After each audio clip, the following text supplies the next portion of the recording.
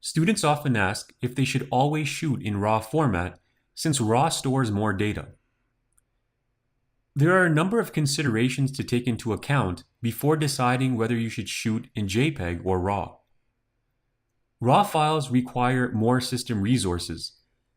This means anytime you want to render photo enhancements, make basic edits, or even importing and exporting can take quite some time for any application to process. RAW files consume much more disk space. It's obviously clear that since RAW files produce more data, they store bigger files and require larger storage space on your hard drive. Most retail printers only support 8-bit color depth. There's no dispute that 16-bit color depth will produce much better quality images.